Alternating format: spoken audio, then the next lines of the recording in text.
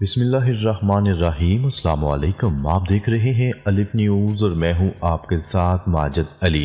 شامل کرتے ہیں پاکستان اور دنیا بھر سے breaking news headlines. Donald Trump نے امریکی صدر کے عہدے کا حلف اٹھا لیا۔ غیر ملکی خبرساں ادارے کی رپورٹ کے مطابق ڈونلڈ ٹرمپ نے امریکہ کے 47ویں صدر کے عہدے کا حلف اٹھا لیا۔ نائب صدر جے ڈی وینس نے بھی عہدے کا حلف اٹھایا۔ تقریب حلف برداری میں سپریم کورٹ کے چیف جسٹس سمیت دیگر ججز اور امریکہ کے سابق صدروں نے بھی شرکت کی۔ امریکہ اور عالمی رہنماؤں سمیت لوگوں کی بڑی تعداد کیپٹل ہل میں موجود تھی۔ Bill Clinton, Hillary Clinton, Barack Obama, George W Bush اہلیہ بھی موجود تھے۔ چینی نائب صدر، ارجنٹائن کے صدر، اطالوی وزیر اعظم بھی کیپٹل ہل میں موجود تھے۔ خبر کے اگلے حصے میں بات کرتے ہیں۔ سعودی عرب اسرائیل سے تعلقات معمول پر لائے گا، ڈونلڈ ٹرمپ پر امید۔ امریکہ کے صدر ڈونلڈ ٹرمپ نے امید ظاہر کر دی ہے کہ سعودی عرب بھی ابراہم معاہدے میں شامل ہو جائے گا۔ ابراہم معاہدہ اسرائیل اور عرب ممالک کے درمیان تعلقات کے قیام سے متعلق ہے۔ صدارت سنبھالنے کے بعد ڈونلڈ ٹرمپ نے وائٹ ہاؤس میں بات کرتے ہوئے کہا کہ وہ سمجھتے ہیں کہ سعودی عرب بھی بالآخر ابراہم معاہدے میں شامل ہو جائے گا۔ ڈونلڈ ٹرمپ کا کہنا تھا کہ امید ہے سعودی عرب اسرائیل سے تعلقات معمول پر لے آئے گا۔ پیر کے روز ڈونلڈ ٹرمپ نے امریکہ کے 47ویں صدر کی حیثیت سے حلف اٹھانے کے بعد اپنے افتتاحی خطاب میں کہا کہ اب امریکہ ترقی کرے گا۔ اپنے دور میں امریکہ پہلے رکھوں گا۔ امریکہ بہت جلد مضبوط، عظیم اور پہلے سے کہیں زیادہ کامیاب ملک بنے گا۔ افتتاحی خطاب میں امریکی صدر ڈونلڈ ٹرمپ نے کہا کہ میری اولین ترجیح ایک ایسا ملک قائم کرنا ہے جو آزاد اور مضبوط ہو۔ 8 سال مجھے جن مشکلات کا سامنا رہا، امریکی تاریخ میں کسی اور کے ساتھ ایسا نہیں ہوا۔ ڈونلڈ ٹرمپ کا مزید کہنا تھا کہ میں امریکہ کو پھر سے عظیم بناؤں گا۔ آج کا دن امریکی شہریوں کی آزادی کا دن ہے۔ سیاہ فام اور لاطینی امریکیوں کا شکریہ، میں نے ان کے مسائل سنے ہیں۔ ٹرمپ نے کہا آج مارٹن لوتھر کنگ ڈے ہے اور اس مناسبت سے میں ان کے لیے کام کروں گا۔ خبر کے اگلے حصے میں بات کرتے ہیں۔ اسرائیل حماس جنگ بندی، فلسطینیوں کی گھروں کو واپسی، تباہ علاقے سے 62 لاشیں برآمد۔ غزہ میں اسرائیل حماس جنگ بندی کے تیسرے روز بے گھر فلسطینیوں کی اپنے علاقوں میں واپسی کا سلسلہ جاری ہے۔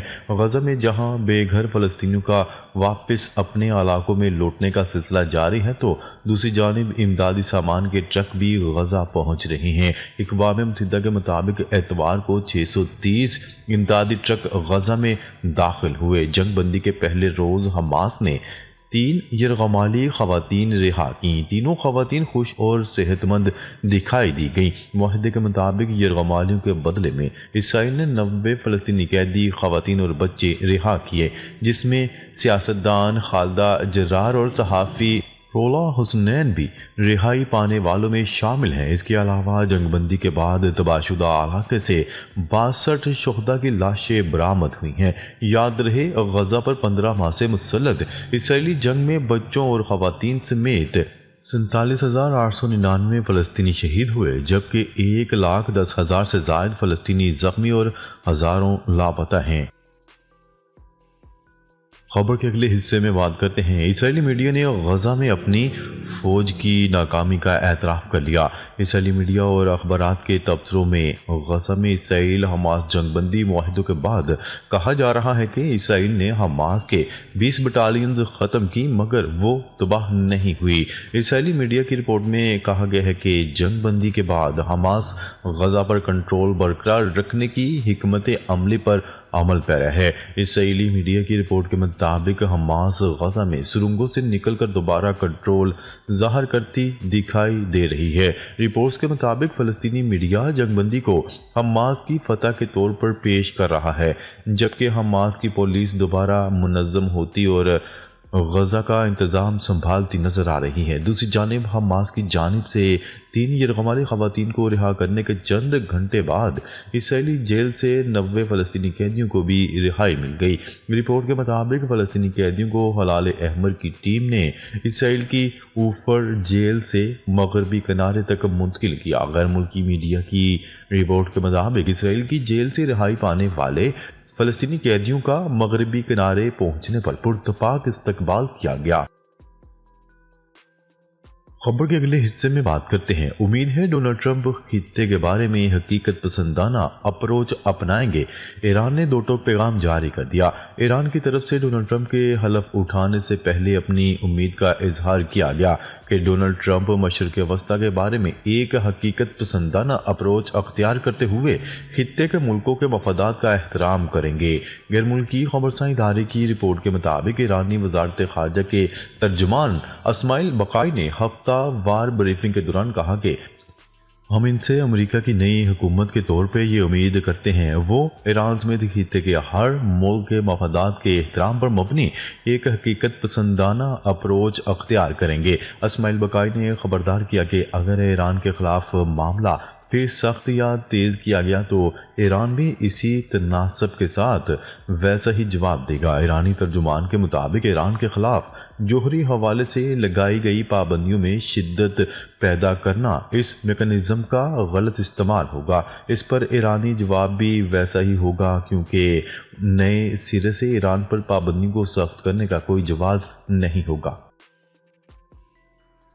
خبر کے اگلے حصے میں بات کرتے ہیں۔ عالمی رہنماؤں کے امریکی صدر ڈونلڈ ٹرمپ کو مبارکباد کے پیغامات۔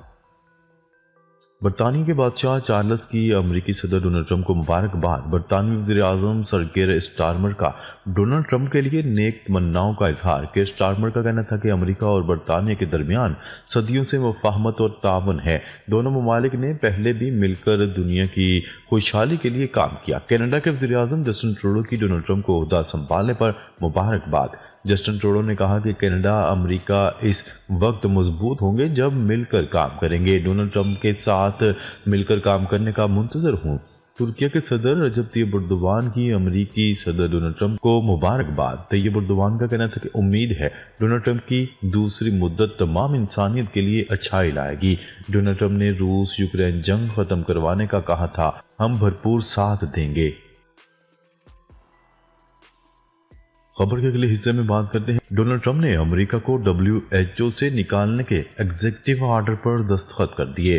ڈونلڈ ٹرمپ نے امریکہ کو عالمی ادارہ صحت سے نکالنے کے لیے ایگزیکٹو آرڈر پر دستخط کر دیے ہیں جس سے دنیا بھر میں عالمی ادارہ صحت کے پروگرام خطرے میں پڑنے کا خدشہ ہے۔ نئے امریکی صدر ڈونلڈ ٹرمپ نے منگل کو وائٹ ہاؤس میں ذمہ داریاں سنبھالنے کے بعد اپنے دفتر میں پہلے ہی دن درجنوں ایگزیکٹو آرڈرز پر دستخط کر دیے جن میں امریکہ کو WHO سے نکالنے کا حکم نامہ بھی شامل تھا۔ اس اقدام سے امریکہ 12 ماہ کے عرصے میں عالمی ادارہ صحت سے نکل جائے گا اور اس کی مالی معاونت روک دی جائے گی۔ یاد رہے کہ امریکہ اب تک WHO کا سب سے بڑا مالی معاون ہے جو اس کی مجموعی فنڈنگ کا تقریباً 18% حصہ ڈالتا ہے۔ عالمی ادارہ صحت کا حالیہ 2 سالہ بجٹ 2024-25 کے لیے $6.8 ارب تھا۔ امریکہ کے بعد WHO کے سب سے بڑے عطیہ دہندگان میں بل گیٹس فاؤنڈیشن، یورپی کمیشن، ورلڈ بینک اور جرمنی شامل ہیں۔ یاد رہے کہ یہ دوسرا موقع ہے جب ڈونلڈ ٹرمپ نے امریکہ کو WHO سے نکالنے کا حکم دیا ہے۔ سابق صدر جو بائیڈن نے ٹرمپ کے پہلے فیصلے کو واپس لے لیا تھا۔ ٹرمپ کا کہنا تھا کہ WHO نے کووڈ-19 وبائی امراض اور دیگر بین الاقوامی صحت کے بحرانوں کو غلط طریقے سے سنبھالا۔ عالمی ادارہ رکن ممالک کے مناسب سیاسی اثر و رسوخ کی وجہ سے آزادانہ طور پر کام کرنے میں ناکام رہا ہے۔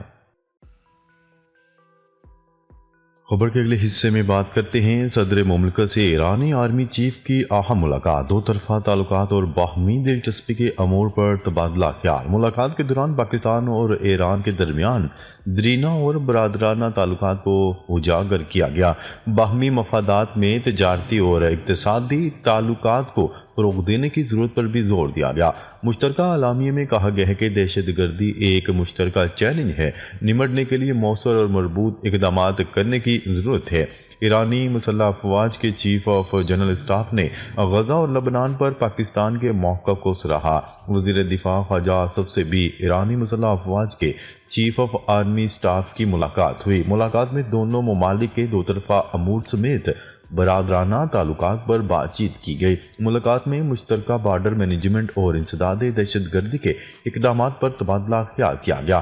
ملاقات میں باہمی دلچسپی کے مختلف شعبوں میں پیش رفت پر اطمینان کا اظہار کیا گیا۔ مستقبل میں مشترکہ مفادات کے شعبوں میں تعاون بڑھانے کے عزم کا اظہار کیا گیا ہے۔ اعلیٰ وزیر army chief general Asim Munir سے بھی ایرانی چیف آف جنرل اسٹاف کی ملاقات ہوئی۔ علاقائی سلامتی کی مجموعی صورتحال اور دو طرفہ دفاعی تعاون سے متعلق امور پر تبادلہ خیال کیا گیا۔ میجر جنرل محمد باقری نے یادگار شہداء پر حاضری دی اور پھول رکھے، شہداء کو خراج عقیدت پیش کیا۔ پاک فوج کے چاق و چوبند دستے نے ایرانی چیف آف جنرل اسٹاف کو گارڈ آف آنر پیش کیا۔ ناظرین، اب تک کے لیے اتنا ہی۔ مزید خبریں لے کر بہت جلد آپ کی خدمت میں حاضر ہوں گے۔ تب تک کے لیے اپنا خیال رکھیے گا۔ اللہ نگہبان۔